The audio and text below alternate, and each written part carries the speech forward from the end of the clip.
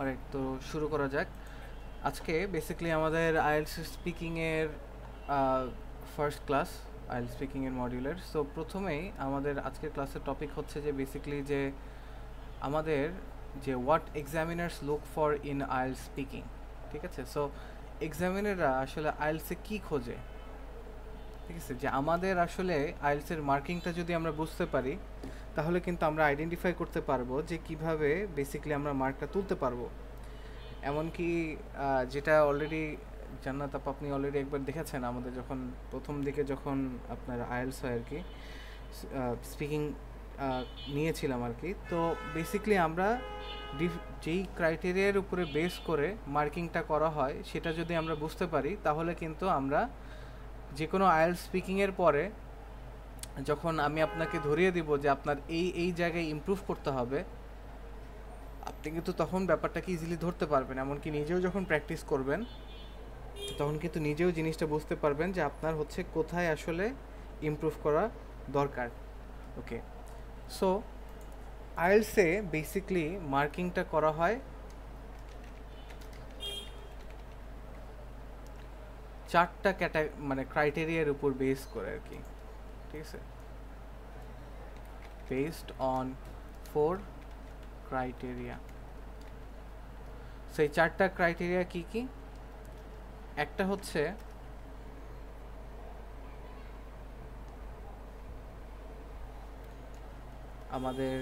আমাদের খুবই পরিচিত একটা ওয়ার্ড, মানে আমরা যেটা নিয়ে আসলে বেশি মাথা ঘামাই, যেটা হচ্ছে লেক্সিক্যাল রিসোর্সেস। এই শব্দটা যদি আগে নাও শুনে থাকেন সমস্যা নাই, কারণ লেক্সিক্যাল রিসোর্সেস মানে আর কিছুই না, জাস্ট ভোক্যাবুলারি বোঝানো হয় আর কি, ঠিক আছে, ভোক্যাবুলারি অ্যান্ড ইটস রেঞ্জ। ঠিক আছে, সো একজন আসলে কেমন ভোক্যাবুলারি পাচ্ছে এবং মানে তার আসলে রেঞ্জটা কতটুকু, সে কতটুকু আসলে ভোক্যাবুলারিটা সে প্রেজেন্ট করতে পারছে, এটা একটা ক্রাইটেরিয়া যেটার উপরে মার্কিং করা হয়। ঠিক আছে, সো এইটা একটা।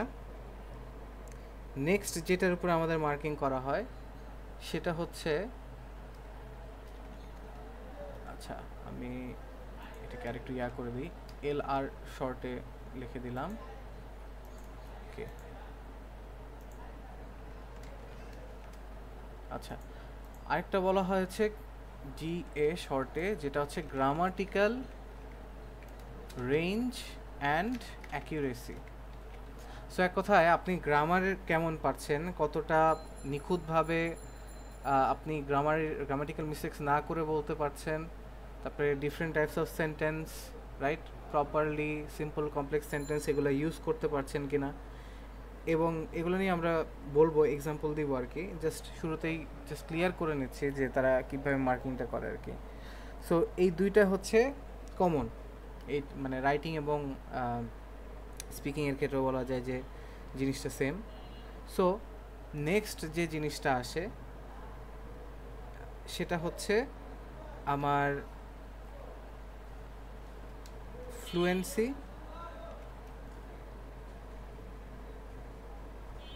অ্যান্ড বলা যায়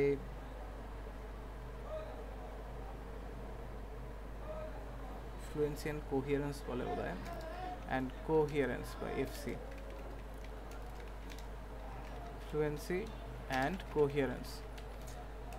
সো ফ্লুয়েন্সি জিনিসটা এক কথায় একটা মানুষ কত ভালোভাবে আর কি বলতে পারছে, স্মুথলি বলতে পারছে কিনা, সেটাই আর কি ফ্লুয়েন্সি। আর কোহিয়ারেন্স হচ্ছে বেসিকলি সে যে এত কিছু বলছে স্পিকিংয়ে, যে সে এত কিছু বলবে এটা আসলে মেক সেন্স করে কিনা, ঠিক আছে, এটা আসলে কমপ্লিট কোনো অর্থ বোঝাচ্ছে কিনা, একটার সাথে আরেকটা মানে রিলেটেড অর্থ বোঝাচ্ছে কিনা, সেইটার উপরে ডিপেন্ড করে কিন্তু আসলে আমাদের এখানে মার্কিংটা কাজ করবে।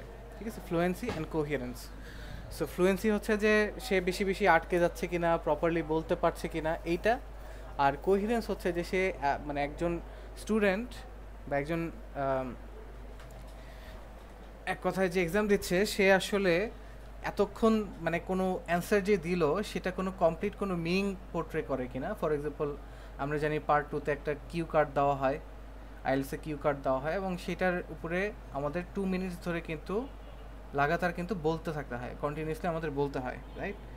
তো এইটা কিন্তু তখন কিন্তু কোহেরেন্স একটা মেজর পার্ট প্লে করে, এমনকি পার্ট 3 এর ক্ষেত্রেও। পার্ট 1-এ আসলে অ্যান্সারগুলো 1 to 2 or 3 সেন্টেন্সের বেশি সাধারণত হয় না। সো পার্ট 1-এর ক্ষেত্রে আসলে কোহেরেন্স খুব একটা বেশি ম্যাটার করে না। সো এটা গেল। অ্যান্ড লাস্টলি যে জিনিসটা যেটা আসলে সে যেটা নিয়েও আর কি অনেকে অনেক বেশি মাথা ঘামায়, সেটা হচ্ছে প্রোনাউন্সিয়েশন। যে আমি স্পষ্ট করে একটা জিনিস বলতে পারছি কিনা, বোঝাতে পারছি কিনা, এইটাই কিন্তু বেসিক্যালি আমার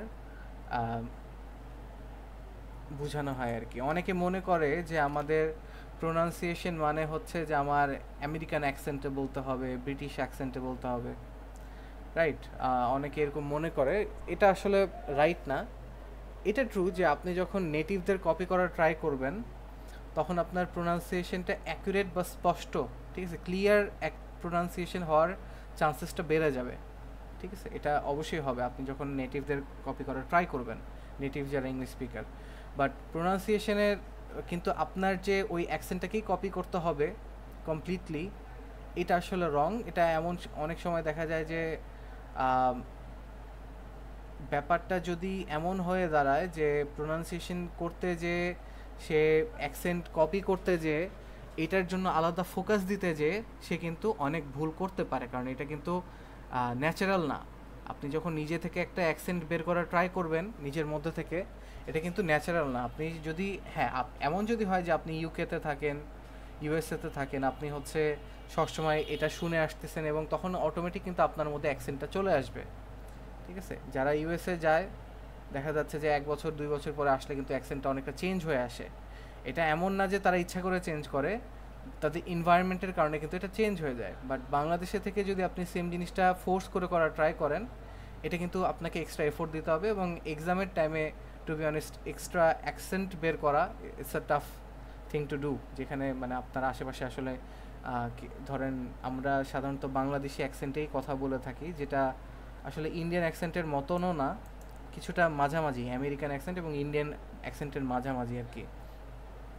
সো এই 4টা ক্রাইটেরিয়ার উপর বেসিস করে কিন্তু মার্কিং করা হয়।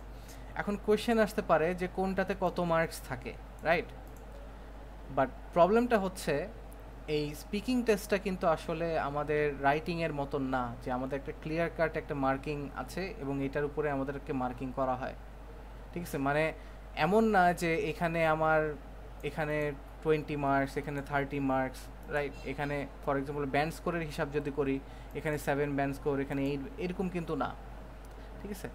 বেসিকলি এই পুরাটাকে, এই পার্ট 1, 2 আর 3, এই 3টা পার্ট যে আছে স্পিকিংয়ের, এই 3টা পার্টের উপরে বেসিস করেই কিন্তু আপনাকে বেসিকলি মানে কতটুকু সে আন্ডারস্ট্যান্ড করতে পারছে, বুঝতে পারছে, সেটার উপরে বেসিস করে কিন্তুই সে হচ্ছে আপনাকে মার্কিংসটা দিচ্ছে, ঠিক আছে? এমন না যে পার্ট 1-এ একটা মার্কিং দিল, পার্ট 2-তে একটা মার্কিং দিল, পার্ট 3-তে একটা মার্কিং দিল, তারপর এভারেজ করে আপনাকে মার্ক দিল। ব্যাপারটা কিন্তু এরকম না, ঠিক আছে? বাট আমরা যেটা করি সেটা হচ্ছে যে মানে ফর দ্য সেক অফ বলা যায় যে প্র্যাকটিস এবং প্রপারলি মার্কিংসটাকে আইডেন্টিফাই করার জন্য, এবং এটা অনেকটাই অ্যাকুরেট। এই পর্যন্ত আমি আসলে এটা এটা ইনঅ্যাকুরেসি আমি এখন পর্যন্ত ওরকম পাইনি। যাদেরকে এটা দিয়ে আমি টেস্ট করেছি কম বেশি, তারা যখন এক্সাম দিয়েছে অনেকটা বলা যায় যে অ্যাকুরেট রেজাল্টসই পেয়েছে। সো বেসিকলি যেটা হয়, আমি যে কাজটা করি, এটা মানে স্টুডেন্টদের হেল্প, মানে মার্কসটাকে ওভারঅল না দিয়ে আমি এটাকে ব্রেক ডাউন করি যেন স্টুডেন্টরা প্রপারলি বুঝতে পারে যে কিভাবে আসলে মানে পার্ট 1, 2, 3-র কোথায় প্রবলেম হচ্ছে এবং কোন ক্রাইটেরিয়ামে সে প্রবলেমটা করছে, ঠিক আছে? তার কি পার্ট 1-এ ফ্লুয়েন্সিতে প্রবলেম হচ্ছে, নাকি পার্ট 3-তে তার গ্রামাটিক্যাল রেঞ্জ অ্যান্ড অ্যাকুরেসিতে প্রবলেম হচ্ছে? সো এই জিনিসটা যে আইডেন্টিফাই করতে পারা, এটা করাটা তখনই পসিবল হয় যখন আমি ইন্ডিভিজুয়ালি যে কাজটা করব, দেখাই আপনাদেরকে, যখন আমি ইন্ডিভিজুয়ালি পার্ট 1-এর ক্ষেত্রে টোটাল এটাকে ব্যান্ড স্কোর 9 ধরে এই 4টার জন্যই, আচ্ছা এটাকে মার্কিংটা সরিয়ে দিই। ওকে, সে এই চারটার জন্য ইন্ডিভিজুয়ালি আমি 9 করে মার্কিং করব। ইন্ডিভিজুয়ালি 9 উপরে প্রত্যেক সেকশনে পার্ট 1-এ আমি এগুলোর উপরে মার্কিং করব আর কি, বেসিক্যালি করে এভারেজ করব, গড় করে আপনাকে 9-এর মধ্যে একটা মার্ক দিব। এই সেম জিনিসটা কিন্তু আমি পার্ট 2 এবং 3 এর জন্য কিন্তু রিপিট করে থাকি। এবং টু মাই বলা যায় যে এক্সপিরিয়েন্স, আমার এক্সপিরিয়েন্স অনুযায়ী আমি দেখেছি যে এটা অনেকটাই মানে অ্যাকুরেট আসে আর কি। সো এটাই, সো আমরা এটাকে ব্রেকডাউন করি, এটা অফিসিয়াল ব্রেকডাউন না, তারা ওভারঅলই একটা মার্ক দিয়ে থাকে আর কি, ঠিক আছে। সো এভাবে আমরা ব্রেকডাউন করে প্রত্যেকটা সেকশনে যখন এই ডিফারেন্ট ক্রাইটেরিয়ার উপরে যখন মার্কটা দেই, তখন কিন্তু স্টুডেন্টদের বুঝতে সুবিধা হয় যে তার কোন পার্টে আসলে কোন ক্রাইটেরিয়াতে তার মানে কোন রিকোয়ারমেন্টে তার মার্কিংসটা কাটা যাচ্ছে, ঠিক আছে। সো এটা জাস্ট হচ্ছে আমরা করে থাকি স্টুডেন্টদের যেন বুঝতে ইজি হয় এই জন্য আর কি। ওকে, সো এবার মার্কিংয়ের জিনিসটা বোঝা গেল। আচ্ছা, আরেকটু যেটা যদি বলতে হয় যে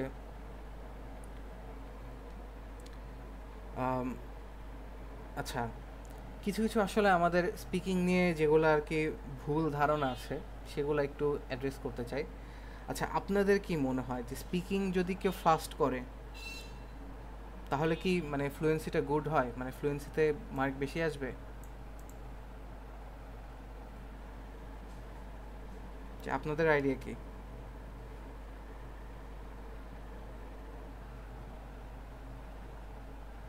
আপনারা কি ক্লাসে আছেন? স্পিকিং ফাস্ট হলে তো ভাই হওয়ার কথা না। না, এটা আসলে ভুল ধারণা, এটা মিথ আর কি, যে সবাই মনে করে যে আমি যদি ফাস্ট ইংলিশ বলি তাহলে বোধহয় আমার ফ্লুয়েন্সিতে মার্কটা বেশি আসবে। কিন্তু আসলে ফ্লুয়েন্সি মানে কিন্তু তাড়াতাড়ি ইংলিশ বলতে পারা না। ফ্লুয়েন্সি মানে হচ্ছে যে আমি প্রপারলি, সুন্দরভাবে, নিখুঁতভাবে আমি সেন্টেন্সগুলো বলছি, এর মধ্যে আটকে যাচ্ছি না, ঠিক আছে, আমি ঠিকভাবে জিনিসটাকে বলতে পারছি। এমনকি মানুষ মানে আটকে গেলেও কিন্তু একটা ন্যাচারাল স্মুথভাবে জিনিসটা ফ্লোয়ের সাথে বলাই কিন্তু ফ্লুয়েন্সি। এই যে আমি যে আপনাকে বললাম, বুঝাইলাম যে জিনিসটা, যে আমি এখানে যদি কোথাও আটকে যাই, যেতেই পারি, তাই না? তো ধরেন আমি এই যে এখানে ধরেন বলে আটকে গেলাম, রাইট? এইটা কিন্তু আমি ন্যাচারালি কিন্তু মানে আমি এই যে মানে আমি বলতেছি, এটা কিন্তু আমি ন্যাচারালি কিন্তু আপনাকে বলতেছি, এটাও কিন্তু ফ্লুয়েন্সি, বাংলায় আমি যে আপনাকে বলতেছি। সো মানুষ মনে করে যে ফাস্ট কথা বললে তার ফ্লুয়েন্সি বেশি হবে, এটা আসলে ভুল ধারণা। এমনকি যারা নেটিভ স্পিকার যারা, তারাও কিন্তু কিন্তু খুব ফাস্ট কিন্তু কথা বলে না, ঠিক আছে। আমি 1 বছর ইউএসএ ছিলাম, ওইখানে হচ্ছে যেটা মানে আমি নিজেও দেখেছি আর কি, যে আসলে আমরা যেভাবে যে আমি এখন কিন্তু ভেবে ভেবে কথা বলছি আর কি, মানে একটা আমি কিন্তু আপনাকে যে এক্সপ্লেন করছি আমি কিন্তু পুরাটা জাস্ট ফটফট করে বলে যাচ্ছি না, যে ফার্স্ট আমি বলে গেলাম আপনি বুঝতে পারতেন, আমি কিন্তু ফাস্ট বলে যাচ্ছি না, আমি কিন্তু ভেবে চিন্তে জিনিসটা বলছি, রাইট? সো আমি কিন্তু অনেক ফাস্ট বলছি না, আপনাকে বোঝানোর মতন করেই কিন্তু আমি ওই পেসিংয়েই বলছি। So this is fluency. So আমি যখন আপনাকে ইংলিশে বলবো যে while it is true that I was in the US before, I had to return to Bangladesh since the scholarship that I was on was expired and my visa was expired as well. So I had to return as a result. এই দেখেন আমি কিন্তু আস্তে আস্তে থেমে থেমে এক একটা ওয়ার্ডকে মোটামুটি একটু ব্লক মানে ব্লক বাই ব্লক একটা একটা থাকে কিন্তু আমি বললাম, রাইট? এটা কি এটাও কিন্তু একটা ন্যাচারাল ওয়ে অফ স্পিকিং, এটাই কিন্তু ফ্লুয়েন্সি। হ্যাঁ, একটা মানুষ যদি অনেক ভালো ইংলিশ পারে সে একটা টাইমে হয়তো খুব ফাস্ট ইংলিশ বলতে পারবে, বাট কেউ যদি নর্মালি ইংলিশ বলে যদি প্রপারলি জিনিসটাকে একটা ধারাবাহিকভাবে যদি জিনিসটাকে প্রেজেন্ট করতে পারে, যেখানে জিনিসটা শুনতে ন্যাচারাল মনে হচ্ছে, স্বাভাবিক মনে হচ্ছে, এমন মনে হচ্ছে না যে সে হচ্ছে খুব আটকে যাচ্ছে, খুব সে আসলে জানে না সে কী বলতেছে, তাহলে কিন্তু সেটাই কিন্তু ফ্লুয়েন্সি। এবং আমি স্টুডেন্টদেরকে সাজেস্ট করি যে আপনি অন্যান্য টাইমে আপনার স্টুডেন্টদেরকে বলি যে আপনি যদি কাউকে ইমপ্রেস করতে যাতে আপনি ফাস্ট ইংলিশ বলতে চান, এটা আপনি এক্সামের বাইরে করেন, ঠিক আছে, কিন্তু এক্সামে আপনি যদি স্লোভাবে ইংলিশটাকে বলেই যদি আপনি ফ্লুয়েন্সিটা অ্যাচিভ করতে পারেন, ফ্লুয়েন্টলি কথা বলতে পারেন, যেখানে আপনি আটকে যাচ্ছেন না, প্রপারলি বলতে পারছেন, তাহলে আপনি সেটাই করেন, আপনি আসতেই বলেন। You don't really have to speak that fast, you can just speak slowly, ঠিক আছে? এই যে আমি ফাস্ট বললাম, এটাকে still you don't have to speak that fast, you can just speak slowly, calmly, so that the examiner can understand you. এই যে আমি স্লোলি মানে আস্তে আস্তে জিনিসটা বললাম, এটাও কিন্তু ফ্লুয়েন্সি। সো এমন না যে কেউ ফাস্ট বললে সে মার্ক বেশি পাবে, ওটা ফাস্ট বলতে গেলে বেশিরভাগ মানুষের প্রবলেম মানে ভুল হয় বেশি, ঠিক আছে? সো আমি সাজেস্ট করব আপনি একটা নর্মাল পেসিংয়ে বলেন, তাই বলে এমন স্লো বলবেন না যে সো আই মানে এতটাও স্লো না যেটা স্বাভাবিকের মধ্যে আপনি স্লো করেন। So I was thinking that maybe the question that you are asking, the answer to that question will be that I am not in support of this stance, ঠিক আছে? এই যে আমি বললাম, আমি মানে হুদায় একটা বললাম আর কি, দেখেন আমি কিন্তু আস্তেই বললাম, বাট আমি এতটাও আস্তে বলিনি যে একটা ওয়ার্ডের সাথে আরেকটা ওয়ার্ডের কিন্তু খুব বেশি গ্যাপ আছে আর কি, যে খুব বেশি গ্যাপ কিন্তু আমি রাখিনি যেখানে আমি একদম কোনো সাউন্ড করি না। আমি দরকার হলে ফ্লুয়েন্সির একটা টেকনিক হচ্ছে যে আপনি একটা ওয়ার্ডকে টানলে আপনার কিন্তু একটা শব্দের মাঝে আরেকটা শব্দের যে সময়ের যে গ্যাপটা তৈরি হবে, আপনার ভাবতে যে সময়টা লাগবে, এটা কিন্তু ওই টানার কারণে কভার হয়ে যাবে, ঠিক আছে? টানার কারণে কভার হয়ে যাবে এবং আপনাকে শুনতে আরও ফ্লুয়েন্ট লাগবে, ঠিক আছে? সো এটা একটা ভুল ধারণা স্টুডেন্টদের মাঝে, যে আরেকটা যেটা বললাম আর কি, মানুষ মনে করে যে আপনার একটা ব্রিটিশ আর আমেরিকান অ্যাকসেন্ট লাগবে, তো এটাও ভুল। আপনি যদি যতক্ষণ আপনি একটা জিনিস ধরেন উচ্চারণ করছেন, সেটা যদি এক্সামিনার বুঝতে পারে স্পষ্টভাবে, সেটাই কিন্তু প্রপার ইংলিশ, ঠিক আছে? সেটাই কিন্তু প্রোনাউন্সিয়েশন, আপনি সেটার উপরে কিন্তু মার্কিংটা পাবেন। আবার আরেকটা প্রবলেম যেটা আমি একটু আপনাদের আস করি, যে আচ্ছা আপনি যদি বেশি বেশি কঠিন ভোকাবুলারি ইউজ করেন, আপনার তো মার্ক বাড়বে, তাই না? স্পিকিংয়ে মার্কটা বাড়ার কথা না?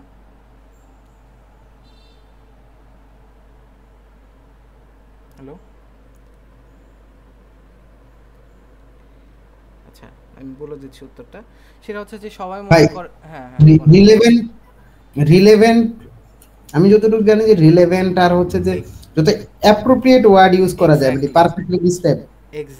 এক্স্যাক্টলি এটাই আমি এটাই বলতে চাচ্ছি আর কি। অনেকে মনে করে যে আমি বেশি বেশি একটা ভোকাবুলারি শিখে গেলাম, তারপরে আমি যে স্পিকিংয়ে জাস্ট বলে গেলাম, ব্যাপারটা এমন না। ব্যাপারটা হচ্ছে, যেমন আমি একটা এক্সাম্পল দেই, যেটা আমার প্রিভিয়াস আমার কোর্সে একজন স্টুডেন্ট এই মিস্টেকটা করেছিল আর কি, যে সে ধরেন ওটা অবশ্য রাইটিংয়ের এক্সাম্পল দিচ্ছি, বাট আপনি বুঝতে পারবেন জিনিসটা। সো সে হচ্ছে একটা প্যারাগ্রাফের ইন্ট্রোডাকশন প্যারাগ্রাফের শেষে সে লিখেছে to terminate the data has been given in percentage। আচ্ছা আপনি বলেন টু টার্মিনেট, এখানে সে টার্মিনেট শব্দটা কেন ব্যবহার করেছে? কারণ টু এন্ড মানে শেষ করতে, মানে টু এন্ড মানে শেষ করতে আমি এটা শেষ করতে আমি বলছি, মানে শেষ কথা বলছি যে আমার ডাটাগুলো আমি পার্সেন্টেজে শো করলাম, মানে এটা সে লিখতে চেয়েছে। বাট সে কিন্তু মানে সিনোনিম ওয়ার্ড সমার্থক শব্দ ইউজ করতে যেয়ে সে কিন্তু এন্ডের জায়গায় টার্মিনেট শব্দটা ব্যবহার করেছে। বাট প্রবলেমটা হচ্ছে টার্মিনেট আর এন্ড শব্দ মানে সমার্থক শব্দ অবশ্যই, তবে সব ক্ষেত্রে না, ঠিক আছে? টার্মিনেট মানে মুছে ফেলা, ঠিক আছে, শেষ হয়ে মুছে ফেলা, আর এন্ড মানে শুধু শেষ হওয়া। তার মানে এন্ড মানে হয়তো টার্মিনেট মানে এন্ড হতে একটা জিনিস শেষ হলে সেটা শুধু শেষ হতে পারে অথবা সেটা মুছেও যেতে পারে।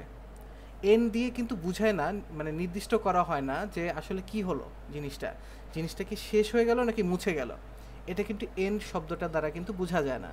কিন্তু টার্মিনেট শব্দটা যখন ব্যবহার করা হয়, এটার মানে যে শেষ করে মুছে ফেলা হলো, মানে ওটার কোনো অস্তিত্বই থাকলো না।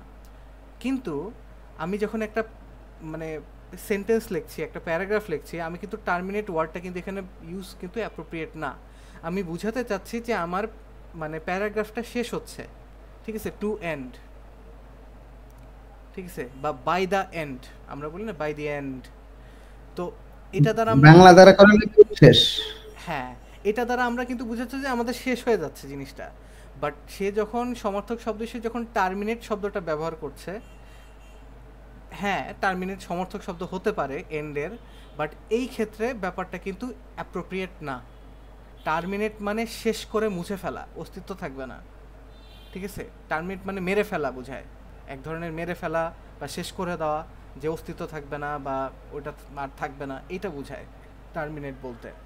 সো সে যে ধরেন সেন্টেন্সে টার্মিনেট বলতে, টু টার্মিনেট বলতে যে সে প্যারাগ্রাফ শেষ বোঝাচ্ছে, এইটার আসলে মিনিংটা প্রপারলি হয় না, এটা অ্যাপ্রোপ্রিয়েট ওয়ার্ড না। সে জাস্ট ওয়ার্ডটা শিখছে, সে ওখানে অ্যাড করে দিছে। বাট মানে স্পিকিংয়ের ক্ষেত্রে জিনিসটা এরকমই, যে আমি জাস্ট একটা ওয়ার্ড ইউজ করলাম দেখেই হয়ে গেল, ব্যাপারটা এরকম না। এটাকে আমি রাইট কনটেক্সটে সঠিকভাবে রিলেভেন্ট অ্যাপ্রোপ্রিয়েট শব্দটাকে আমি ব্যবহার করছি কিনা, এটা আসলে এখানে কিন্তু মেইন বিষয়। আবার আরেকটা জিনিস যেটা অনেকে করে, এবং আমি আমার আমার আগের স্টুডেন্টদের থেকেও এরকম শুনছিলাম আর কি, যে অনেক জায়গায় তাদের করায় কি, যে স্পিকিংয়ে ধরেন তাদেরকে বলে ডিফারেন্ট কমন টপিক আছে না, অনেকগুলো কমন টপিক থাকে, যে কাউকে সাহায্য করা নিয়ে বা কোথাও ঘুরতে যাওয়া নিয়ে, এগুলো কিছু কমন টপিক থাকে। দেখা যাচ্ছে যে অনেকগুলো কমন টপিক বা বিগত সালের টপিকগুলো তারা এক জায়গায় করে তারা জাস্ট স্টুডেন্টদেরকে শিখায় যে হ্যাঁ এটা হলে এটা বলবা, ওটা হলে এটা বলবা, ঠিক আছে, এবং তাদের মুখস্থ করতে বলে। সো এটা একদমই রং অ্যাপ্রোচ, কারণ দিন শেষে কেউ যদি যদি কোনো মুখস্থ উত্তর বলে, ঠিক আছে, যারা আইএলস, যারা মানে এক্সামিনের যারা থাকে আর কি, তাদেরকে কিন্তু ট্রেন করা হয় যেন তারা আইডেন্টিফাই করতে পারে যে একটা মানুষ কি মুখস্থ একটা কথা বললো, নাকি সে আসলেও মানে ভেবে বুঝে জেনে জিনিসটা বললো। মানে জেনে বুঝে জিনিসটা বললো না, সে জাস্ট মুখস্থ, ব্রেনে জাস্ট মুখস্থ ছিল, সে মুখস্থ জায়গা থেকে এনে জাস্ট বলে দিল। এটা কিন্তু তারা বুঝতে পারে, এটা কিন্তু বোঝা যায়। মানে আমি তো অনেক স্পিকিং নিছি স্টুডেন্টদের, তো দেখা যায় যে এখন মানে যারা স্পিকিং প্রতিনিয়ত স্টুডেন্টদের নেয় আর কি, বিভিন্ন টেস্ট নিয়ে থাকে, তখন কিন্তু এটা অনেকটা বোঝা যায় যে কে হচ্ছে মুখস্থ বলতেছে আর কে বলতেছে না। যেমন একটা যদি সাইন বা আলামত যদি শেয়ার করি, যে একজন যখন মুখস্থ বলবে, সে কিন্তু একটু উপরের দিকে বা একটু কোণার দিকে তাকায়, কারণ সে ব্রেন থেকে ভেবে বের করার চেষ্টা করতেছে উত্তরটা, ঠিক আছে। কারণ সাধারণত কেউ যখন মানে ইন্টারভিউ বা বলা যায় যে আইএলটিএস স্পিকিংয়ে যায়, আপনি ফেস টু ফেস চোখের দিকে চোখে তাকায় কিন্তু কথা বলবেন। আপনি যখনই অন্য জায়গায় তাকায় কথা বলতেছেন, মানে আপনি কিন্তু ভাবতেছেন আসলে, যে মানে ভাবতেছেন বলতে আপনি মনে মানে মুখস্থ করার অ্যান্সারটা বের করার ট্রাই করতেছেন। মানে অনেক টাইমে এটা দেখা যায় আর কি। এটা জাস্ট একটা বললাম, আরও অনেক কিছু দিয়ে বোঝা যায়, বাট এটা জাস্ট একটা বললাম আর কি, একটা সাইন। আচ্ছা, আর আরেকটা যেটা যেটা রাইটিংয়ের ক্ষেত্রে অবশ্য জিনিসটা হচ্ছে কি, রাইটিং পার্ট 1-এর থেকে রাইটিং পার্ট 2-তে মার্কিংটা বেশি থাকে, বাট স্পিকিংয়ের ক্ষেত্রে কিন্তু ব্যাপারটা ডিফারেন্ট। স্পিকিংয়ের ক্ষেত্রে সব পার্টকেই কিন্তু সেমভাবে ইভ্যালুয়েট করা হয় এবং পুরোটার উপরে ওভারঅল মার্কিং দেওয়া হয়, ঠিক আছে। সো দেখা যাচ্ছে যে আপনি যদি পার্ট 1-এ ভালো করেন, ঠিক আছে, পার্ট 2-তে ধরেন মোটামুটি করলেন, পার্ট 2-তে খারাপ করলেন, এটার একটা ওভারঅল মার্কিং আপনাকে দিবে, ঠিক আছে। এমন না যে পার্ট 3-তে মার্ক বেশি, পার্ট 2-তে মার্ক বেশি, বা পার্ট 1-এ মার্ক কম, এরকম না বিষয়টা। যেটা রাইটিংয়ের ক্ষেত্রে আবার বিষয়টা ভিন্ন। ওকে, সো সো বলা যায় যে এক্সামিনাররা এই পুরা মানে পার্ট 1, 2, 3-এর উপরে ওভারঅল আপনাকে এই 4টা ক্রাইটেরিয়ার উপরে আপনাকে মার্কিংটা দেয়, ঠিক আছে। আচ্ছা, সো ফ্লুয়েন্সি মানে স্পিড না, আমি যেমনটা বললাম, স্মুথভাবে ডেলিভার করা, ন্যাচারালভাবে থেমে থেমে বলা, রাইট। সো এখানে আমি এটা লিখেই, আচ্ছা এখানে দিই। So fluency and coherence. আচ্ছা, কোহেরেন্সের ক্ষেত্রে যে প্রথম যে পয়েন্ট আমরা উল্লেখ করলাম, সেটা হচ্ছে যে অবশ্যই fluency is not equal to speed, ঠিক আছে। ফাস্ট বলে যে আমার ফ্লুয়েন্সি হবে, ব্যাপারটা এরকম না। এটা হচ্ছে ফার্স্ট বিষয়। সেকেন্ডটা হচ্ছে যে স্মুথ ডেলিভারি। ফ্লুয়েন্সি জিনিসটা কি, যে smooth delivery with natural pauses. এক কথায় আমরা হচ্ছে ন্যাচারালভাবে থেমে থেমে বলতেছি, এটাই হচ্ছে ফ্লুয়েন্সি। এমন না যে আমি ফটফট করে জাস্ট বলেই যাব, ঠিক আছে, তাহলে ব্যাপারটা মুখস্থ লাগবে। আর একটা করে যে আমার হয়তো স্পিকিংয়ে হয়তো আমি আটকায় যেতে পারবো না, ঠিক আছে? আমি ফ্লুয়েন্ট মানে আমাকে আমাকে একদম মানে আমাকে বলার উপরেই থাকতে হবে, ব্যাপারটা আসলে তাও না। ব্যাপারটা হচ্ছে স্পিকিং উইথ মানে মানে আমি মাঝে গ্যাপ নিব অবশ্যই, কিন্তু এতটাও বেশি গ্যাপ নেব না, ঠিক আছে? গ্যাপ বা এটাকে হেসিটেশনসও বলা যায়, যে মানে কি বলবো ভেবে পাচ্ছি না সেই হিসাবে, ঠিক আছে? অর রিপিটেশন, আচ্ছা লং তো রিপিটেশন হয় না, আচ্ছা এটা হবে এক্সেসিভ রিপিটেশন, মানে অনেক বেশি রিপিটেশন যেন না হয়, ঠিক আছে? সো আমরা বেশি গ্যাপ নিয়ে বলবো না এবং এক কথা বারবার রিপিট করব না, ঠিক আছে? ফ্লুয়েন্সি বলতে এটাই বোঝায় আর কি। আর আরেকটা যেটা হচ্ছে যে not sound robotic or as if memorised. So বলা যেতে পারে যে এমনভাবে বলা যেন আমার কথাটা শুনে মনে হয় না যে একটা রোবট কথা বলছে, ইমোশন নিয়ে কথা বলা, ঠিক আছে? আর যেন অ্যাজ ইফ নট মেমোরাইজ, মানে এবং যেন শুনে মনে হয় যে না আসলে মুখস্থ করা না জিনিসটা, ঠিক আছে? এই কয়েকটা জিনিস যদি প্রপারলি করা যায় এবং অবশ্যই মানে মানেটা ঠিক রেখে, তাহলেই কিন্তু আমার ফ্লুয়েন্সি অ্যান্ড কোহেরেন্স কিন্তু প্রপারলি আসবে। ফ্লুয়েন্সিটা বেসিকলি যে মানে আমি প্রপারলি ডেলিভার করতে পারছি, ন্যাচারালভাবে জিনিসটা বলতেছি। আর কোহেরেন্স হচ্ছে যে আমি একটার পরে যে আরেকটা বলতেছি সেটার সাথে আসলে সামঞ্জস্যতা থাকা, ঠিক আছে? সো দিস ইজ আচ্ছা এটা বলি যে দ্য সেন্টেন্সেস বিং প্রপারলি বলা যেতে পারে যে অ্যালাইনড, আর properly the sentence being properly expressed, হ্যাঁ এক্সপ্রেসড উইথ কনসিস্টেন্সি বলা যেতে পারে, যে কনসিস্টেন্সির সাথে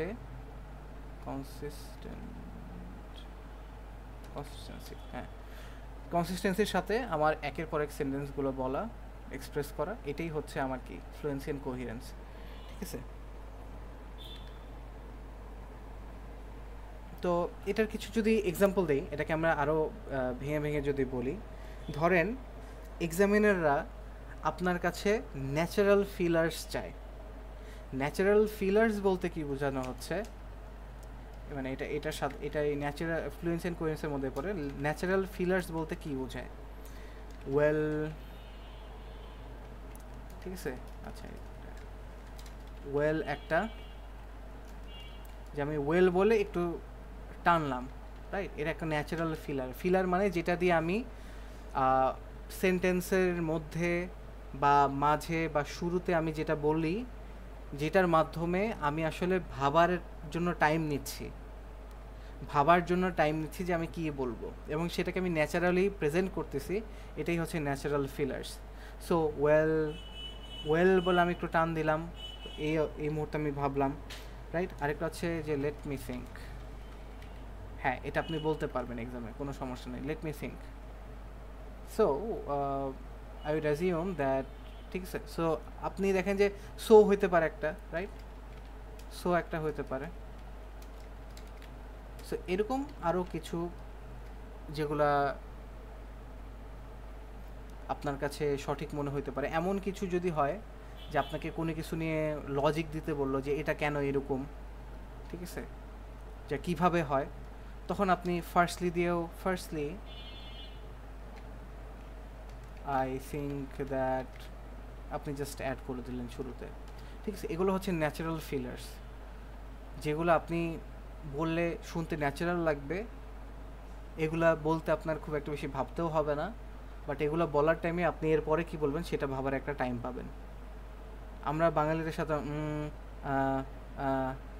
এরকম করি, এটা ন্যাচারাল না, ঠিক আছে? এটা কিন্তু ন্যাচারাল না, এটা মানে ইংলিশ স্পিকারদের জন্য কিন্তু বলাটা কিন্তু ন্যাচারাল না, ঠিক আছে? সো আপনি কে রিপ্লেস করেন ওয়েল দিয়ে, let me think, so first I think that, মানে এই টাইপ অফ ওয়ার্ডগুলো দিয়ে আর কি। বা আরেকটা যেটা হচ্ছে প্রশ্নের ক্ষেত্রে যেটা বলা যেতে পারে যে that's an interesting question,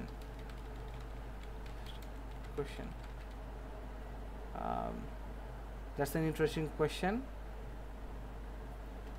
I am, বা এখানেও রেখে দিতে পারেন, আর আপনি ধরেন আরও কিছু অ্যাড করে দিলাম যে যে I am glad to receive such a question। ঠিক আছে, আপনি এটা আলাদাভাবেও এটা বলতে পারেন, ঠিক আছে, একসাথেও এটাকে বলে টাইম নিতে পারেন, অথবা কিন্তু আপনি এটাকে আলাদাও বলতে পারেন আর কি, বেসিক্যালি সময় নেওয়ার জন্য জাস্ট ফিলার ওয়ার্ডস বা সেন্টেন্সেস আপনি জাস্ট বললেন আর কি। আচ্ছা, এটা হচ্ছে একটা জিনিস যেটা ম্যাটার করে ফ্লুয়েন্সির ক্ষেত্রে। আর কোহিরেন্সের ক্ষেত্রে যেটা ম্যাটার করে সেটা হচ্ছে যে লজিক্যাল প্রোগ্রেশন থ্রু আইডিয়াস। তো এটার একটা উদাহরণ যদি দেই, আপনাকে নিজেকে ইন্ট্রোডিউস করতে বললো, রাইট? আপনি প্রথমে নাম দিয়ে শুরু করলেন, তারপরে আপনি নাম দিয়ে শুরু করে আপনি আপনার হোম টাউনে আই গেস হোম টাউনে আগে দরকার নেই, আগে হচ্ছে নাম দিয়ে শুরু করলেন, আপনি হচ্ছে কিসে পড়েন, এডুকেশন নিয়ে বলতে পারেন, রাইট? এডুকেশন নিয়ে বলে আপনি আপনার হবি বলতে পারেন, রাইট? এটা কিন্তু একটা natural logical progression of ideas. So আপনি যখন নিজেকে কারো কাছে ইন্ট্রোডিউস করেন, তখন আপনি কিন্তু সাধারণত আপনার নামটা বলেন, রাইট?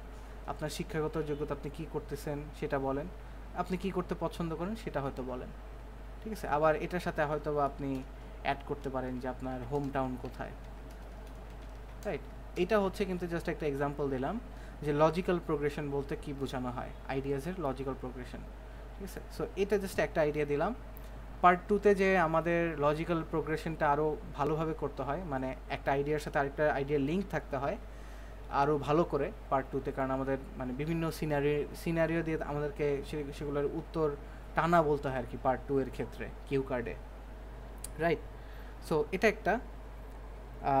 নেক্সট আরেকটা যেটা বলা যেতে পারে যে ability to self correct smoothly. আচ্ছা, এইটার উদাহরণটা কি? এইটার উদাহরণটা হচ্ছে, so I think the answer to your question is that আপনি একটু টানলেন কিন্তু আপনি আসলে কোশ্চেনটা ধরতে পারেন নাই। I'm sorry. Could you please repeat once more? ঠিক আছে, এটাকে বলা হয় অ্যাবিলিটি টু সেলফ কারেক্ট। মানে এটা টেকনিক্যালি অ্যাবিলিটি অফ সেলফ কারেক্টের মধ্যে পড়ে না। মানে আপনি হয়তো জিনিসটা প্রপারলি বোঝেনি বা ভুল বুঝছেন, আপনি যখন বুঝতে পারলেন আপনি কিন্তু তখন এটা বলতে, I am sorry, could you please repeat once more, I didn't really catch you. ঠিক আছে, I didn't really catch the question বা I didn't really catch you, দুইটাই হয়। ঠিক আছে, আপনি ধরেন ভুল উত্তর দেওয়া শুরু করেছিলেন, পরে আপনি বুঝলেন যে না, এটা মেবি আমাকে কোয়েশ্চেন করা হয়নি, আপনি সাথে সাথে জিজ্ঞেস করলেন, অথবা আপনি সাথে সাথে আপনি যদি বুঝতে পারেন যে না আপনি রাইট, মানে কী কোয়েশ্চেন করা হয়েছে আপনি যদি বুঝতে পারেন, oh I am really sorry for that, I thought you ask something else, okay the answer to your question is that. So আপনি জাস্ট ঘুরায় এনে রাইট অ্যান্সারের দিকে আপনি চলে গেলেন, রাইট? রাইট, এটাকে বলে ability to self correct smoothly. এবং আপনি এটা কিন্তু লজিক্যালি মানে সুন্দরভাবে করতেছেন, ন্যাচারালভাবে, যেভাবে সাধারণত আমরা বাংলায় করি। ও সরি, আমার এটা ভুল হয়ে গেছে, আচ্ছা আচ্ছা, এটা এরকম হবে না, এটা এরকম হবে। ধরেন আপনি বললেন, রাইট, আমি এটা বললাম, এটা যেমন আমরা বাংলায় বলতেছি, ইংলিশের ক্ষেত্রেও সেমভাবে জিনিসটাকে ঘুরায় ঠিক দিকে নিয়ে যাওয়া, বা নিজের ভুল থাকলে সেটা সংশোধন করে বলা, oh I made a mistake there, I think the answer will be like this. ঠিক আছে, এইভাবে জিনিসটা বলা, এটা কি ability to self correct smoothly. ধরেন আপনি একটা ওয়ার্ড ভুল বললেন, oh I think I didn't use the right word, I think it would be something like this. ঠিক আছে, এভাবে আপনি জিনিসটাকে ঘুরায় এনে বললেন।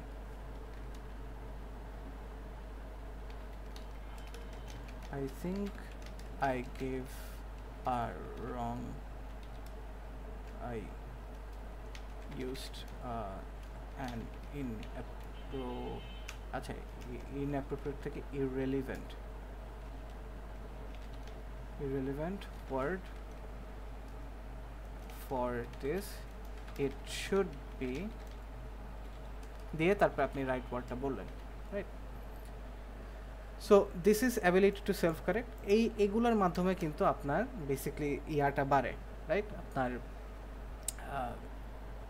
বলা যায় যে আপনার ফ্লুয়েন্সিটা বাড়বে। আচ্ছা, আর অবশ্যই speaking comfortably for 2 minutes in part 2। Fluency সবচেয়ে বেশি টেস্ট করা হয় পার্ট 2-তে, ঠিক আছে? ফ্লুয়েন্সি টানা 2 মিনিট বলতে পারা একটা কঠিন কাজ আর কি, আর এই জন্যই এটাতেই কিন্তু আপনার মেইনলি আপনার ফ্লুয়েন্সিটা টেস্ট হয়, ঠিক আছে? আচ্ছা, আমরা যদি বলি যে তাহলে এক্সামিনাররা কিসে মার্ক কাটে, রাইট? সো বলা যেতে পারে যে মার্কস পেনাল্টি হয় কিসে? সো যেসব জিনিসে মার্ক কাটা হয়, যে এক্সেসিভ ধরেন আপনি ইউজ করলেন রাইট, তারপরে তারপরে লাইকটা বাঙালিরা ব্যবহার করতে অনেক পছন্দ করি আমরা, লাইক, সো লাইক, ঠিক আছে? সো লাইক একটা। তারপরে হচ্ছে যে লং সাইলেন্সেস, একদম থেমে যাওয়া, এটার কারণে মার্ক যায় আর কি। Losing train of thought repeatedly, আপনি টপিক থেকে সরে যাবেন, মানে আপনাকে কোশ্চেন করা হয়েছে একটা, আপনি অ্যান্সার দিলেন আর একটা, রাইট? আপনি সরে গেলেন মেইন অ্যান্সার থেকে, অন্য কিছু বললেন আপনি, এবং এটা বারবার হচ্ছে দেখা যাচ্ছে, তাহলে কিন্তু আপনার মার্কটা যাবে, রাইট? আর আরেকটা যদি বলা যায় যে আপনি ফার্স্টলি ইউজ করতে পারবেন, মানে এই না যে আপনি বারবার ইউজ করবেন, যাতে জিনিসটা মেকানিক্যাল না হয়। মেকানিক্যাল ইউজ না, বলা যায় যে মেকানিক্যাল, হ্যাঁ, ইউজ না, ওভার ইউজ অফ, বলা যায় যে ফার্স্টলি, সেকেন্ডলি, বা এগুলো যেগুলো আছে আর কি, ফার্স্টলি, সেকেন্ডলি, এগুলা অত বেশি কিন্তু স্পিকিংয়ে মানুষ ইউজ করে না। সো বেশি ইউজ করা মেকানিক্যাল বা রোবোটিক হয়ে যাবে জিনিসটা। ওকে, সো এটা আমরা দেখলাম ফ্লুয়েন্সি অ্যান্ড কোহেরেন্সের দিক দিয়ে জিনিসগুলো। আর বলা যায় যে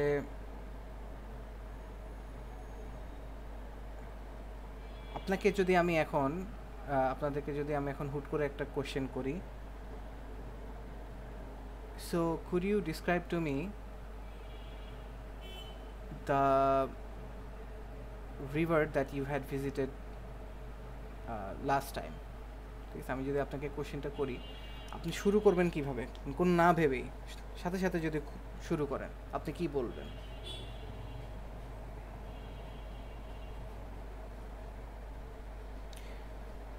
Describe the historical place that you had visited in the past year.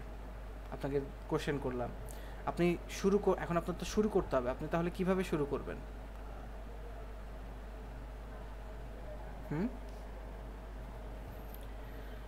ধন্যবাদ দিব যে আপনি আমার খুব একটা পছন্দের টপিক হিসাবে,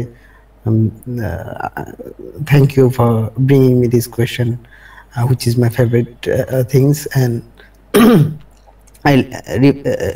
the last time I visit river is এইটাই, মানে আপনি কিন্তু শুরুতে এমন সেন্টেন্স বললেন যেগুলো আসলে আপনার ভাবা লাগতেছে না। আপনি কিন্তু thank you for the question,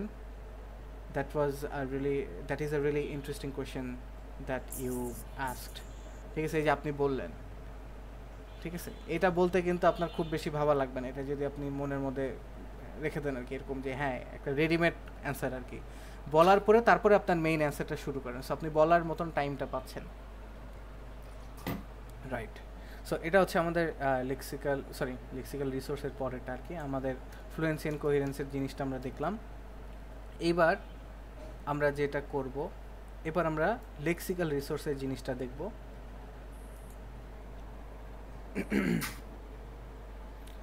আচ্ছা, লেক্সিক্যাল রিসোর্সে আমাদের কি দেখা হয়? রেঞ্জ অফ ভোক্যাবুলারি, মানে আপনি কেমন ভোক্যাবুলারি পারেন, ঠিক আছে, এবং প্রপারলি পারেন কিনা, ইউজড, আমি বলবো যে অ্যাপ্রোপ্রিয়েটলি, এটা হচ্ছে একটা। আর তারপরে বলা যেতে পারে, আচ্ছা আমি কোহেরেন্স এটাকে চেঞ্জ করে নিই, লেক্সিক্যাল রিসোর্স, ওকে। সো একটা আরেকটা হচ্ছে যে অ্যাবিলিটি টু প্যারাফ্রেজ। না না পড়তে ক্লাস করতেছি। আরেকটা যেভাবে আপনি টাইম পাবেন, এটা আপনার ব্যাপারটা আরও স্মুথ হবে। আপনি জাস্ট আপনাকে যে কোশ্চেন করা হলো সেটাকে আপনি রিপিট করেন, বাট আপনি প্যারাফ্রেজ করেন, ঠিক আছে? ঠিক আছে। So the historical place that I visited in 2024, ঠিক আছে, আপনি ডিরেক্ট লাস্ট ইয়ার না বলেন, 2024 বললেন ফর এক্সাম্পল, ঠিক আছে, আপনি প্যারাফ্রেজ করলেন। বা আপনি ধরেন ডিফারেন্ট ভোকাবুলারি, ডিফারেন্ট সিমিলার ওয়ার্ডস ইউজ করলেন, রাইট, প্যারাফ্রেজ করে। সো এগুলোর কিন্তু আপনাকে ভালো মার্কস দেবে।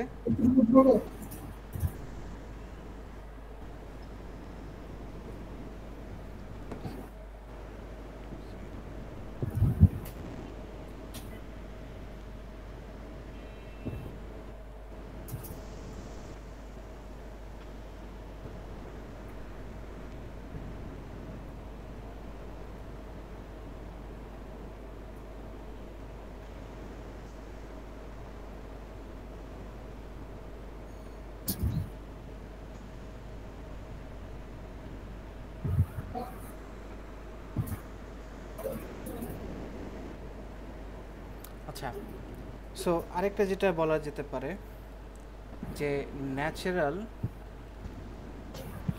কলোকেশন বলা হয়। কলোকেশনটা বেসিক্যালি কিছুই না, আপনার সংমিশ্রণ আর কি। এক কথায় বিভিন্ন ধরনের কাছাকাছি যে ওয়ার্ডগুলো আছে এগুলোভাবে জিনিসটাকে ন্যাচারালি ফুটায় তোলার জন্য যে ওয়ার্ডগুলো বলা হয় সেটাই কলোকেশন বলা হয়ে থাকে, ঠিক আছে। প্রপারলি যখন মানে একভাবে যখন বলা হয় বা রাখা হয়, এটার এক্সাম্পল দিব সামনে। আচ্ছা, সো তারপরে আসে হচ্ছে যে টপিক স্পেসিফিক ভোক্যাবুলারি, ঠিক আছে। এটা খুবই ইম্পর্ট্যান্ট যে আমার যে টপিকটা বলা হয়েছে সেটার সাথে রিলেটেড আমি যখন কথাগুলো বলবো তখন কিন্তু অটোমেটিক আমার মার্কসটা, ভোক্যাবুলারিতে কিন্তু আমার মার্কসটা বাড়বে। আচ্ছা, একটা জিনিস যেটা মানে আমি শুরুতেই জিজ্ঞেস করলাম যে এক্সামিনাররা কিন্তু আপনি কঠিন শব্দ বলেন সেটা কিন্তু পছন্দ করে না, যদি সেটা রাইট ভাবি। এমন ম্যাক্সিমাম টাইমে যখন আপনি কঠিন শব্দ ইউজ করবেন তারা কিন্তু প্রপারলি কিন্তু মানে ম্যাক্সিমাম কিন্তু দেখা যাচ্ছে যে প্রপারলি কিন্তু ইউজ করতে পারে না। আপনি যদি সিম্পল ওয়ার্ডগুলোকে ইউজ করেন এবং সেটাকে কারেক্টলি ইউজ করেন এবং কমপ্লিকেটেড না করেন, মানে যে বড় ভারী শব্দ আপনি ব্যবহার করে ধরেন এটাকে মানে সমস্যা তৈরি করলেন না, মানে কি বলে যে মিনিংটা চেঞ্জ করে দিলেন না, নর্মাল ওয়ার্ডগুলো ইউজ করেন, সিম্পল ওয়ার্ডস। বাট ব্যাপারটা হচ্ছে যে আপনি যেটা বোঝাতে চাচ্ছেন সেটা বোঝাতে আপনি সক্ষম হলেন, রাইট, তাহলে কিন্তু আপনি ভোকাবুলারিতে কিন্তু ভালো মার্কস তুলতে পারবেন লেক্সিক্যাল রিসোর্সেসে। আপনার যে কঠিন শব্দ ব্যবহার করতে হবে নট নেসেসারি, বাট আপনি যাতে প্রপারলি ওয়ার্ডগুলো দিয়ে অ্যাপ্রোপ্রিয়েট ওয়ার্ড ইউজ করে যেন এক্সপ্রেস করতে পারেন, হোক সেটা সিম্পল ওয়ার্ড, ঠিক আছে। সো এক্সামিনাররা মূলত দেখতে চায় যে আপনি দেখা যাচ্ছে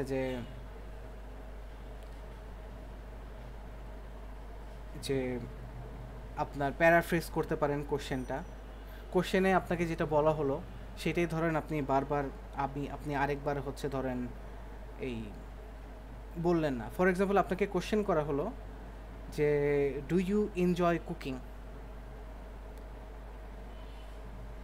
ঠিক আছে। ধরেন আপনাকে জিজ্ঞেস করলে do you enjoy cooking, well yes I am really fond of cooking. Fond of cooking, enjoy cooking কাছাকাছি ওয়ার্ড, কিন্তু ফন্ড অফ মানে পছন্দ করা আর এনজয় মানে আনন্দ পাওয়া। তো যেটা একটা মানুষ পছন্দ করে সেটা থেকে তো আনন্দ পায়, রাইট। সো এই যে ওয়ার্ডগুলো আমি ইউজ করলাম, রাইট, সো এভাবেই কিন্তু আপনার দেখা যাচ্ছে যে এই সিমিলার টাইপ অফ ওয়ার্ডগুলোকে আমি ইউজ করলাম, আবার প্যারাফ্রেজিংও করলাম, রাইট। সো এভাবেই কিন্তু আপনার ভোকাবুলারিতে মার্কিংটা বাড়বে। আচ্ছা, তারপরে হচ্ছে আপনার এই যে টপিক রিলেটেড ভোকাবুলারি ইউজ করা। ধরেন আপনি সি বিচে গেলেন, আপনি ধরেন sunset, sandy beach, the waves of the ocean বা waves of the sea, tides, right? এই যে এই টাইপ অফ সমুদ্র বিষয়ে যে সব ওয়ার্ডগুলা, ভোক্যাবুলারিগুলা, এগুলো আপনি যখন ব্যবহার করলেন আপনার কিন্তু অটোমেটিক ভোক্যাবুলারিতে মার্কটা বাড়বে। ঠিক আছে? সো টপিক স্পেসিফিক ওয়ার্ডগুলো ইউজ করা। ঠিক আছে? সো আরেকটা, তো এটা আমরা দেখলাম যে মোটামুটি কি কি করা হয় আর কি। আর কিসের উপরে মার্কটাকে কাটা হয় সেটা যদি একটু এক্সাম্পল দেই, সেটা যদি বলি, যেমন ধরেন রিপিটেটিভ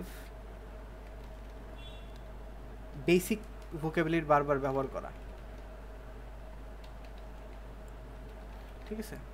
যেমন আপনাকে যদি বলি আমি যে I like this so much, ঠিক আছে, I like that, I like my home town. আবার আরেকটা জিনিস আপনাকে জিজ্ঞেস করা হলো, আপনি আবার বললেন যে yeah I like that place. এই যে লাইক বারবার আমরা ব্যবহার করি, রাইট? এটা বেসিক একটা ভোকাবুলারি, এটা বারবার রিপিট করা। সো এটা কিন্তু এগুলোর কারণে মার্ক কাটে। আর একটা জিনিস যারা মানুষ জানে না, আমি এই জন্য স্টুডেন্টদের বলি যে আপনি দরকার হলে ইজি ওয়ার্ড বলেন, তাও কঠিন ওয়ার্ড ভুলেও বলেন না, কারণ আপনি যদি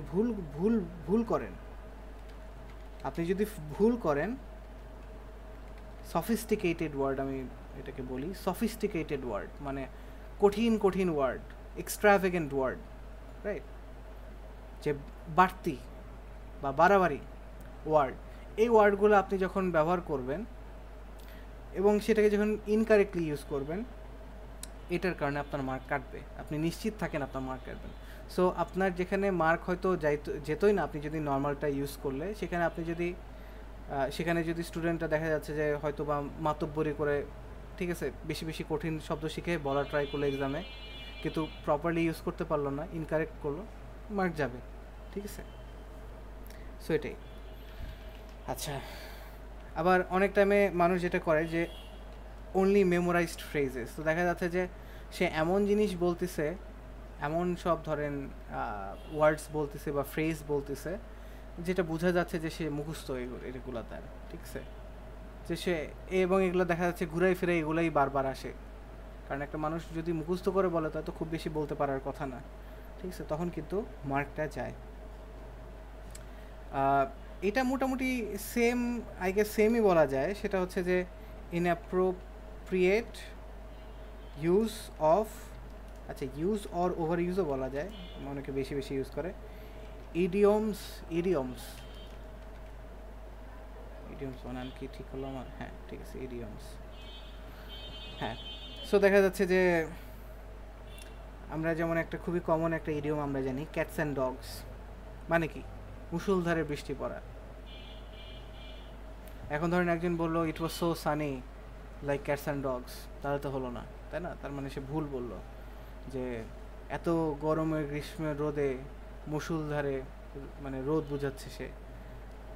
তো ব্যাপারটা তো এরকম না। মুষলধারের বৃষ্টি মানে যে মানে আকাশ মেঘাচ্ছন্ন থাকবে, ঠিক আছে, সানি হওয়ার চান্স সাধারণত মানে থাকে না আর কি।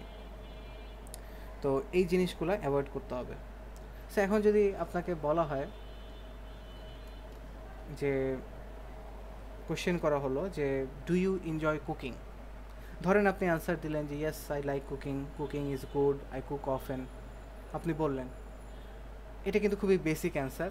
এই অ্যান্সারটা যদি কেউ দেয়, মানে ধারণা করা যায় যে তার ব্যান্ড স্কোর হচ্ছে 5-এর মতন। ঠিক আছে? এই যে বেসিক বললো, I like cooking is good, I sometimes cook, এটা বেসিক, হয়তো সে 5 ব্যান্ড মানে 5 স্কোর পাওয়ার মতন আর কি অ্যান্সার। যদি এটাকে সে স্কোরটা বাড়াতে চায়, তাহলে তার কীভাবে অ্যান্সার করা লাগবে? Yes I really enjoy preparing meals, especially on weekends. It's a great way to unwind after a hectic week, and I love experimenting with different recipes. And my wife loves my cooking, and she really motivates me to try out new dishes.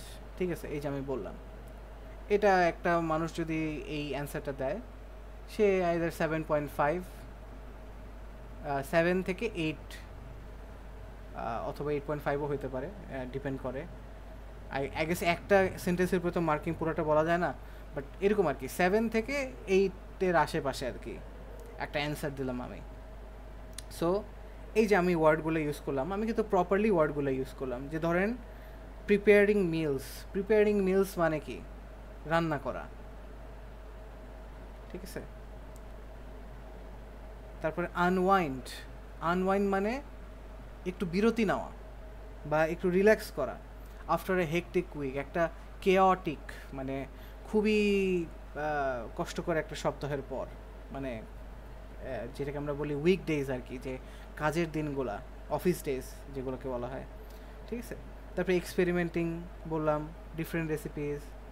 তারপরে কি তারপরে বললাম dishes, এটা হচ্ছে মিলসের দেখেন একটা word, mills আর dishes কিন্তু বলা যায় যে সিমিলার বা সিনোনিমস আর কি, ঠিক আছে। এই যে আমি ওয়াইড রেঞ্জ অফ ভোক্যাবুলারিটা ইউজ করে আপনাকে বললাম, এটাই কিন্তু আপনাকে মার্কটা, এবং প্রপারলি ইউজ করলাম, কিন্তু এক জায়গায় মিলস ইউজ করছি আর এক জায়গায় ডিশেস ইউজ করছি। সো এগুলোই কিন্তু আসলে আপনার মার্কগুলোকে বাড়ায় দেবে। যে আমি যদি আরেকবার রিপিট করতাম, সেটা কিন্তু ভালো লাগতো না, ঠিক আছে। মানে এই ডিশেস জাস্ট এক্সট্রা ওয়ার্ড আমি সেম ওয়ার্ড না ইউজ করে জাস্ট চেঞ্জ করে দিলাম, এই জন্যই কিন্তু আমার মার্কটা বাড়বে, ঠিক আছে। এটাই। সো আপনার ভোক্যাবুলারি বাড়ানোর জন্য আমাদের তো অলরেডি ভোক্যাবুলারির ধরেন আমরা পিডিএফ দিয়ে রেখেছি আপনাদেরকে, যেটা আপনারা ইনশাল্লাহ যদি স্টাডি করেন, অক্সফোর্ড 3000 ওয়ার্ডস একটা দেওয়া আছে আর কি। সো মোটামুটি ওখানে যেসব ওয়ার্ড আপনি পাবেন, সেটা কিন্তু আইএলটিএস স্পিকিংয়ের 3000 ওয়ার্ডসও লাগে না, টু বি অনেস্ট। মোটামুটি 1000টার মতন, 500 থেকে 1000টা ওয়ার্ড যদি আপনি জানেন, 1000টা আমি বলবো, 500 কম হয়ে যায় গেছে। সো এটাও কিন্তু যথেষ্ট আপনার স্পিকিংয়ে ভালো করার জন্য। সো এটাই আর কি, যে আপনি সিমিলার টাইপ অফ ওয়ার্ড কীভাবে বলা যায় এটা একটু প্র্যাকটিস করবেন, এবং একটা জিনিস কি, যে নিজেকে রেকর্ড করবেন যে আপনি মানে কী বলতেছেন, কীভাবে বলতেছেন, রাইট। তাহলে কিন্তু আপনি অনেকটা বুঝতে পারবেন যে আপনার কেমন হচ্ছে জিনিসটা, এটা। এবং আপনি রেকর্ড করে আবার শুনবেন যে কি আমি আরও ভালো কিভাবে বলতে পারতাম, কি ওয়ার্ড ইউজ করতে পারতাম মিনিংটা সেম রেখে, ঠিক আছে। নিজেকে আস্ক করবেন। সো ভোক্যাবুলারিগুলো ট্রাই করবেন, ঠিক আছে। ডিফারেন্টভাবে দেখবেন কোশ্চেনগুলো, করবেন, এই আর কি। আচ্ছা, আমরা ভোক্যাবুলারি নিয়ে মোটামুটি কথা বললাম, এরপরে যাব হচ্ছে grammatical range and accuracy. Okay, so এখানে আপনার যে জিনিসগুলো দেখা হয়, variety of sentence structures. So আপনি ডিফারেন্টভাবে সেন্টেন্সগুলো বলছেন, রাইটিংয়ে এটা নিয়ে আরও বিস্তারিত কভার করা হবে। আপনার যে যে বিষয়টা আর কি, simple sentence, complex sentence, compound sentence, complex compound sentence, মোটামুটি 3ভাবে সেন্টেন্স হয় আর কি। আর মোটামুটি কমপ্লেক্স কম্পাউন্ড সেন্টেন্সটা হচ্ছে কমপ্লেক্স আর কম্পাউন্ড সেন্টেন্স এক করে। যদি আমি আই লাইক কুকিং, এটা একটা সিম্পল সেন্টেন্স, ঠিক আছে।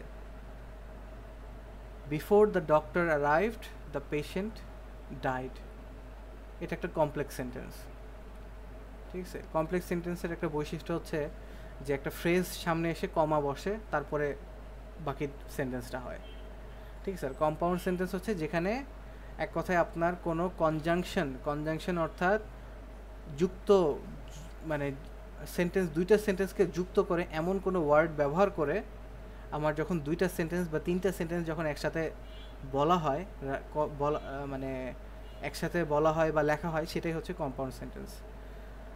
I went to school and then I did my homework. So আমি স্কুলে গেলাম এবং তারপর আমার হোমওয়ার্ক করলাম, এই যে এবং, তাই না, এটা হচ্ছে কম্পাউন্ড সেন্টেন্স। আর কমপ্লেক্স কম্পাউন্ড সেন্টেন্স হচ্ছে আপনার by the time the doctor arrived the patient tried his best to hold on to life but he still passed away. এই যে বাট, আবার শুরুর দিকে একটা ফ্রেজ ব্যবহার করে কমা ব্যবহার করলাম, এটা হচ্ছে কমপ্লেক্স কম্পাউন্ড সেন্টেন্স। ঠিক আছে, এটা গ্রামার আসলে স্পিকিংয়ের থেকে রাইটিংয়ে গ্রামারটা আসলে বেশি ডিসকাস করা হয় আর কি, তাই এখানে জাস্ট ব্রিফলি ছোট করে বললাম আর কি। আচ্ছা, অ্যাকিউরেসি, যে গ্রামাটিক্যাল মিস্টেক্স না করা, কমপ্লেক্স গ্রামার ইউজড সাকসেসফুলি, এটাও আমরা একটু ডিসক্রাইব করব।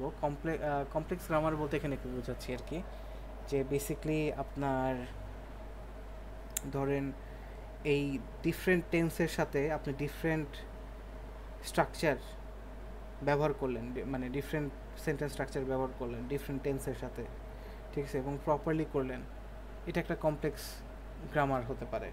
ঠিক আছে, সো গ্রামারের ক্লাস রাইটিংয়ে আপনার কভার করা হয় আর কি, সো ওখানে আরও বেটারভাবে জিনিসটা আসবে, এখানে জাস্ট আমি শর্টে বলে যাচ্ছি, কারণ রাইটিংয়েই মূলত গ্রামারটা মানে রাইটিংয়ে গ্রামারটা একবার কভার হয়ে গেলে স্পিকিংয়ে অটোমেটিকলি কভার হয়ে যায়, তাই আলাদা করে এখানে আসলে কিছু বলার নাই। বেসিক্যালি এখানে আপনি ডিফারেন্ট সেন্টেন্সগুলা ডিফারেন্ট স্ট্রাকচার ইউজ করবেন সেন্টেন্সে, ডিফারেন্ট টেন্সে জিনিসগুলো বলবেন। ঠিক আছে, কন্ডিশনাল সেন্টেন্স বা প্যাসিভ ভয়েসে, অ্যাক্টিভ ভয়েস, প্যাসিভ ভয়েস, এই ডিফারেন্টভাবে আপনি জিনিসগুলোকে বলবেন। আবার কোনো গ্রামাটিক্যাল মিস্টেক করলে আপনি ঠিক করবেন, এটাও কিন্তু ওরা মানে দেখতে পছন্দ করে আর কি, এটার উপরে কিন্তু মার্ক দেয়, রাইট? এবং মার্ক কাটে কিসে সেটা যদি একটু বলি, সেটা হচ্ছে যে যদি অনলি যে সিম্পল সেন্টেন্স ইউজ করতেছে বা একই ধরনের সেন্টেন্স বারবার ইউজ করতেছে, ঠিক আছে, বাট অনলি স্পিকিংয়ের ক্ষেত্রে মানুষ আসলে অন্য টাইপ অফ সেন্টেন্স ইজিলি বলে, বাট সিম্পল সেন্টেন্স যারা বলে এই ক্ষেত্রে মার্কসটা বেশি যাওয়ার সম্ভাবনা থাকে সেন্টেন্সেস। ঠিক আছে, এবং কেউ যদি সিম্পল সেন্টেন্সে খালি ব্যবহার করে তার মার্ক মোটামুটি 5-6, আইএলসে 5-6-এ আটকে যায় আর কি স্পিকিংয়ে। ওকে, আরেকটা হচ্ছে যে রিপিটেড গ্রামাটিক্যাল এরর্স। ঠিক আছে, আপনি যদি বারবার গ্রামাটিক্যাল এরর্স করতে থাকেন আপনার কিন্তু মার্ক যাবে। হ্যাঁ, একবার যদি ভুল হয় ওরা কিন্তু স্কিপ করতে পারে, কিন্তু যদি দেখে যে আপনার বারবারই ভুল হচ্ছে এবং আপনাকে যখন 12-14 মানে 15 মিনিটের মতন আপনাকে যখন সেশন নেওয়া হয়, অনেক টাইম পায় তারা বোঝার জন্য যে আপনি বারবার ভুল করছেন কিনা।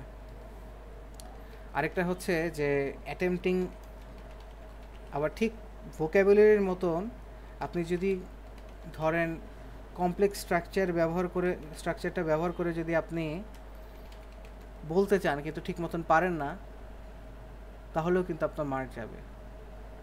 সো আপনি হয়তো সিম্পল সেন্টেন্স ইউজ করে হয়তো আপনার মার্ক হয়তো বাড়বে না, বাট আপনি যদি ভুলভাবে কমপ্লেক্স স্ট্রাকচারগুলো, অ্যাডভান্স স্ট্রাকচারগুলো যদি বলতে যান তাহলে কিন্তু আপনার মার্কটা অবশ্যই যাবে। ঠিক আছে, সো বেশি অ্যাডভান্সে যাওয়ার দরকার নাই, আমি বলবো যে যেটাতে আপনি কনফিডেন্ট সেটাতেই থাকাটা বেটার। তারপরে ফর এক্সাম্পল বলা যেতে পারে যে কী জানি বলে ওটাকে, আচ্ছা, সিঙ্গুলার, প্লুরাল এরর, তারপরে আরেকটা এরর হচ্ছে যেটা এরর বা মিস্টেক্স বলা যায়, মিস্টেক্স, প্রোনাউন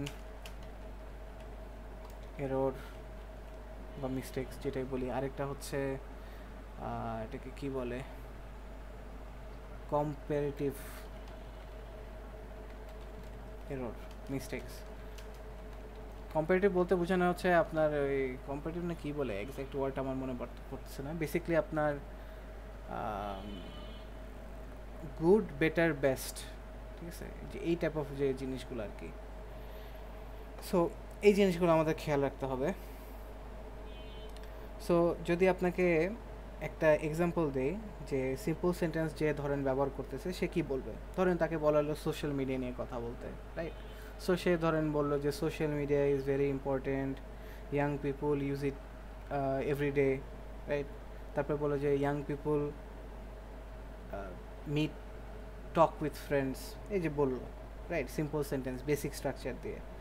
এরকম যদি কেউ অ্যান্সার দেয় তার কিন্তু মার্ক 5 বা 6 এরকম হবে, 6 হতে পারে, বাট 7-এ কিন্তু পৌঁছাবে না। 7-এর থেকে যদি কেউ বেশি মার্কস তুলতে যায় তাহলে তাকে আরেকটু অ্যাডভান্সভাবে অ্যান্সারটা দিতে হবে যে social media has become increasingly important, particularly for younger generations, since we all like to stay connected with our friends and family. It comes with many benefits, but it also has a lot of drawbacks as well. So I think that while there are good in it, some things need to be controlled in order to make sure that this is not misused. এই যে আমি বললাম, এটা আমি যেসব word use করলাম complex, আমি যেমন বললাম, আমি কিন্তু শুরুতে খেয়াল করছেন কি না, আমি কিন্তু আপনার শুরুতে হচ্ছে একটা কমপ্লেক্স কম্পাউন্ড সেন্টেন্স ইউজ করছি, যেখানে আমি হচ্ছে প্রথমে একটা সেন্টেন্সের ফ্রেজের মতন এনে তারপরে সেটার সাথে কমার লিখতে গেলে কমা অ্যাড হয়ে আরও কিছু অ্যাড হয়ে তারপরে আবার সেখানে ধরেন কনজাংশন জয়নিং ওয়ার্ড এনে তারপরে আমি আরেকটা সেন্টেন্সের জিনিস বলছি। তো এইভাবে কিন্তু আমি দেখা যাচ্ছে যে কমপ্লেক্স ভাবেই বলছি এবং ভোকাবুলারি একটু বলছি, রাইট। সো রাইটিংয়ের ক্লাসগুলো দেখলে ব্যাপারটা আরও ক্লিয়ার হয়ে যাবে, কারণ ওখানে মানে গ্রামার নিয়ে আরও ডিটেলসে কথা বলা হয়। এখানে জাস্ট আমরা বেসিক আইডিয়াটা দিচ্ছি আর কি, যতটুকু দরকার। রাইটিংটা ঠিক হলে অটোমেটিক স্পিকিংটাও ঠিক হয়ে যাবে, ভোকাবুলারির ক্ষেত্রেও, ইয়ার ক্ষেত্রেও, গ্রামারের ক্ষেত্রেও। এই জন্য আমি শুরুতেই এই দুটাকেই আগে লিখেছিলাম যে এই দুইটা রাইটিংয়ের সাথেই সেম, এই আর কি। ওকে, নেক্সট আমাদের আসে হচ্ছে প্রোনাউন্সিয়েশন।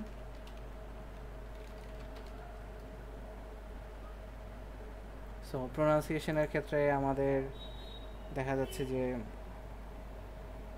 এইটাতেই মূলত সবাই কিন্তু মূলত ভুল করে থাকে, সবাই মনে করে যে আমার আমেরিকান ইউকের অ্যাকসেন্ট থাকবে, কিন্তু দেখা যাচ্ছে যে একটা পৃথিবীব্যাপী একটা বড় সেন্টার কিন্তু আইএলটিএসের যারা এক্সাম দেয় তাদের কিন্তু একটা অনেক বড় সংখ্যা কিন্তু ইন্ডিয়ানরা, এমনকি চাইনিজরাও, এমনকি যে আরবি ভাষী যারা তারাও, ঠিক আছে, তারা কিন্তু দেখা যাচ্ছে যে ঠিকই দেখা যাচ্ছে যে ব্যান্ড 8, 9 এরকম কিন্তু স্কোর তুলতে পারতেছে। এবং এটা কিন্তু এই জন্যই যে আসলে প্রোনাউন্সিয়েশন কিন্তু নির্ভর করে না যে আপনার অ্যাকসেন্টের উপর, কীভাবে আপনি উচ্চারণ করতেছেন সেটার উপরে না, একটা নির্দিষ্ট কথার ধরনে আপনি এটাকে উচ্চারণ করছেন, ব্যাপারটা এরকম না। ব্যাপারটা হচ্ছে যে আপনি ক্লিয়ারভাবে, পরিষ্কারভাবে জিনিসটা বোঝাতে পারছেন, ঠিক আছে।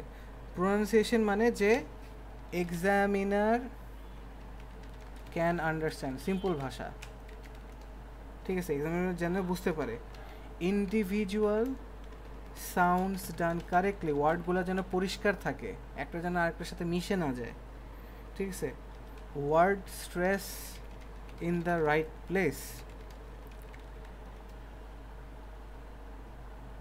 ঠিক আছে, ঠিক জায়গায় টানা, ওয়ার্ডকে টানা, তারপরে সেন্টেন্সেও ঠিক জায়গায় টানা,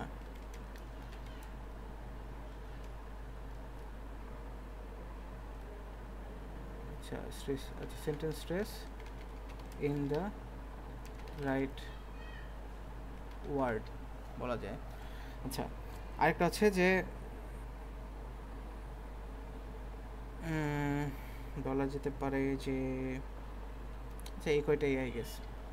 প্রোনাউন্সিয়েশনের টু বি অনেস্ট মার্ক তোলাটা খুবই সহজ, আপনি যদি জাস্ট প্রপারলি পরিষ্কারভাবে যদি আপনি ওয়ার্ডগুলো উচ্চারণ করেন এবং এটা বোঝার মতন যে যে কেউ শুনলে বুঝতে পারবে, দ্যাটস মোর দেন এনাফ, ঠিক আছে। সাধারণত প্রোনাউন্সিয়েশনে মার্ক যাওয়াটা কঠিন যদি না সে অন্য কোনো প্রবলেম করে। সো এক্সামিনার আপনার কাছ থেকে কী শুনতে যায়, যে আপনি হচ্ছে যাতে প্রপারলি জিনিসটা প্রোনাউন্স করেন, ঠিক আছে, সঠিক প্রোনাউন্সিয়েশন করেন। যেমন আপনাকে যদি আপনি যেমন বিউটিকে আপনি বার্ড বলতেছেন, আবার পিউটিকে আপনি পুট বলতেছেন, তাহলে বিউটিকে আপনি যদি বুট বলেন তাহলে কিন্তু এটা রাইট হলো না, রাইট। আপনার অ্যাকসেন্টে কিন্তু এই জিনিসগুলো কিন্তু চেঞ্জ হয়ে যায় না, এই জিনিসগুলো কিন্তু সেমই থাকে, ঠিক আছে। সো এই জিনিসগুলো খেয়াল রাখতে হবে। যেমন আপনি, যেমন ব্রিটিশ অ্যাকসেন্টে বলে ওছা, ওছা বলে ওরা, আবার আমেরিকান অ্যাকসেন্টে বলে ওয়াটার, ঠিক আছে, আবার ইন্ডিয়ান অ্যাকসেন্টে বলে ওয়াটার।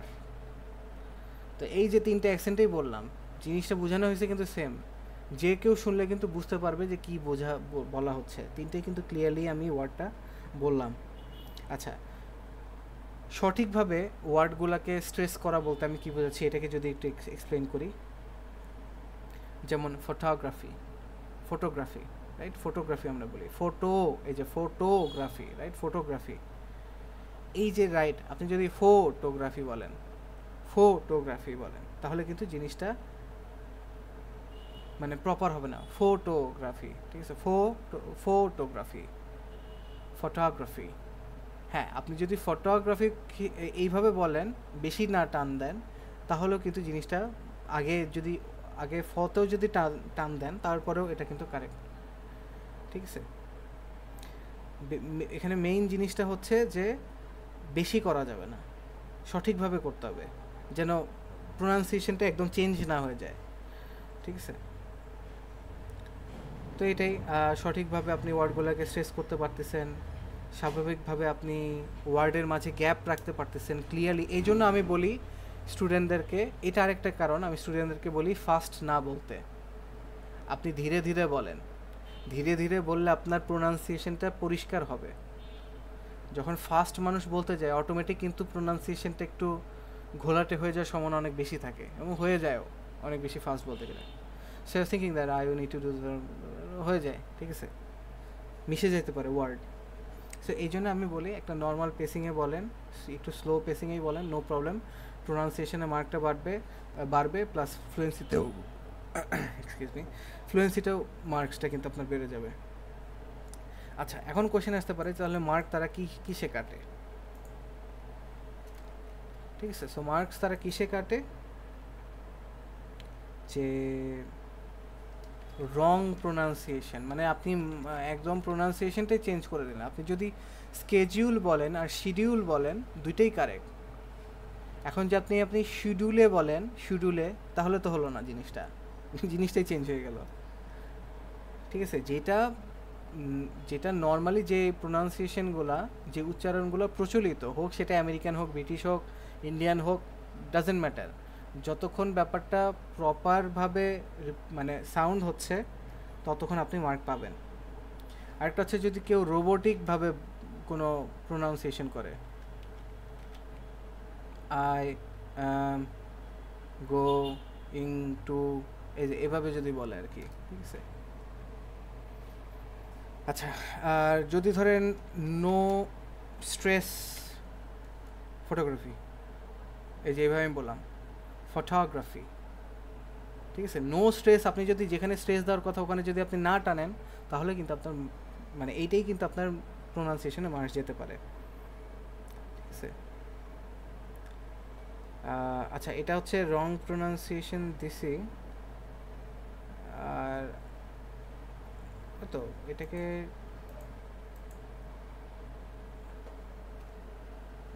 আই গেস একই জিনিস আর কি, রিপিটেডলি আপনি যদি প্রোনাউন্সিয়েশন ভুল করেন সেটাও আর কি এখানে চলে আসবে।